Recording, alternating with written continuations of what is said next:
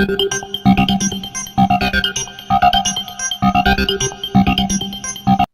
Students, welcome back to Dev digital classes. आज हम लोग जानेंगे जनरल साइंस में सेंट्रीपिटल फोर्स और सेंट्रीफ्यूगल फोर्स के बारे में। देखिए, सबसे पहले देखते हैं सेंट्रीपिटल फोर्स, जिसे अभिकेंद्री बल भी कहते हैं। देखिए, the force which deviates a moving body from its linear path to move it along a circular path and is directed radially inwards और towards the centre of the circular path is called centripetal force. देखिए, centripetal force एक ऐसा force है जिसके कारण अगर किसी object का डायरेक्शन लीनियर पाथ के रूप में होता है तब उसे कंटिन्यू सर्कुलर पाथ में बनाए रखता है, तब इस फोर्स को सेंट्रीपिटल फोर्स कहते हैं। देखिए, इसको हम लोग ऐसे समझ सकते हैं, अगर कोई ऑब्जेक्ट सर्कुलर पाथ में घूमता है, तब मान लिए कि इस पॉइंट पर कोई ऑब्जेक्ट है, तब इसका डायरेक्शन जो है टेंजेंट लाइन के रूप में होता है, यानी कि रेडियस के साथ 90 डिग्री। अगर यही ऑब्जेक्ट इस पॉइंट पर हो तब इसका डायरेक्शन टेंजेंट लाइन के रूप में यानी कि रेडियस के साथ 90 डिग्री का होता है।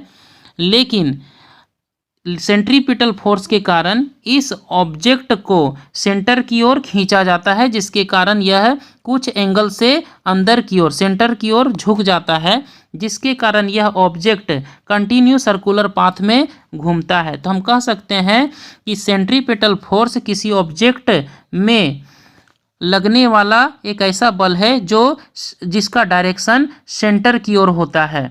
यानी कि सेंटर हम किसे कहते हैं, तो जब यह रोटेशन के रूप में होता है तब इसका जो एक्सिस है सेंटर कहलाता है, तब सेंट्रीपिटल फोर्स का डायरेक्शन सेंटर की ओर होता है। इसे सेंट्रीपिटल फोर्स कहते हैं। और सेंट्रीपिटल फोर्स का फार्मूला होता है F = mv²/r। देखिए, यहाँ पर v जो है किसी बॉडी या ऑब्जेक्ट का स्पीड है। v हमारा क्या है, स्पीड है।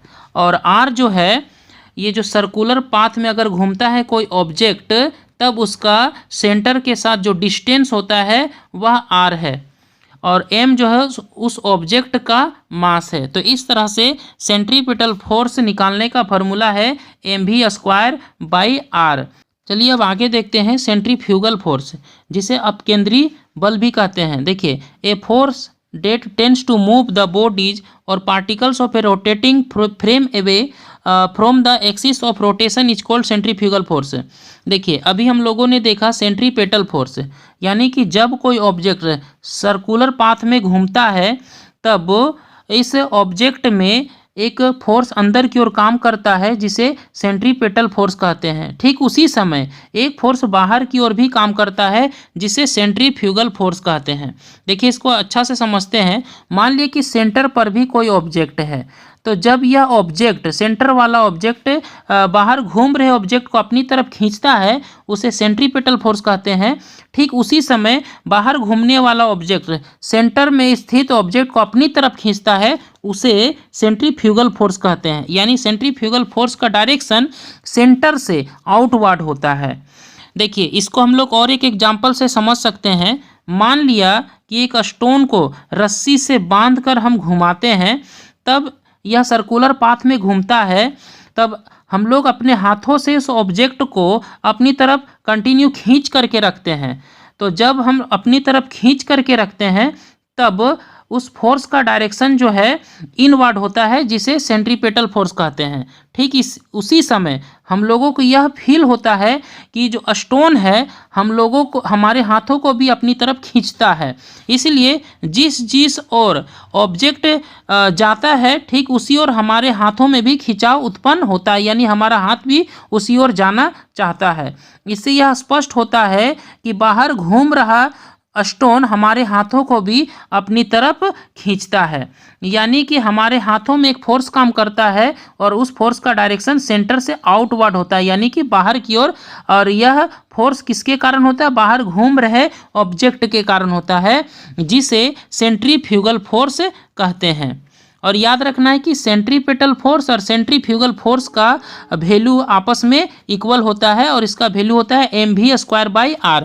इसको हम लोग देख सकते हैं आगे।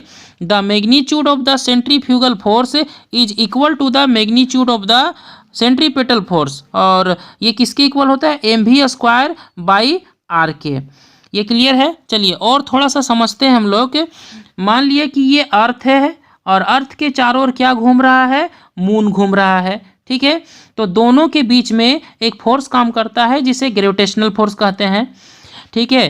तब मून को अर्थ अपने तरफ खींच रहा है, वह ग्रेविटेशनल फोर्स है। और ग्रेविटेशनल फोर्स को हम कह सकते हैं कि ग्रेविटेशनल फोर्स सेंट्रीफ्यूगल फोर्स की इक्वल होगा या फिर सेंट्रीपेटल फोर्स के इक्वल होगा। इसको याद रखना है कि जिस फोर्स से अर्थ मून को अपनी तरफ खींचता है, मून भी उसी फोर्स से अर्थ को अपनी तरफ खींचता है। यानी दोनों के द्वारा जो ग्रेविटेशनल फोर्स है वो इक्वल होता है। और ग्रेविटेशनल फोर्स सेंट्रीफ्यूगल फोर्स की इक्वल कह सकते हैं या फिर सेंट्रीपेटल फोर्स के इक्वल कह सकते हैं। तो आई होप स्टूडेंट्स आप लोगों को सेंट्रीपेटल फोर्स और सेंट्रीफ्यूगल फोर्स का कंसेप्ट समझ में आया होगा। अगर वीडियो अच्छा लगा हो तो प्लीज़ मेरे चैनल को लाइक करें, शेयर करें, सब्सक्राइब करें। Thanks for watching this video.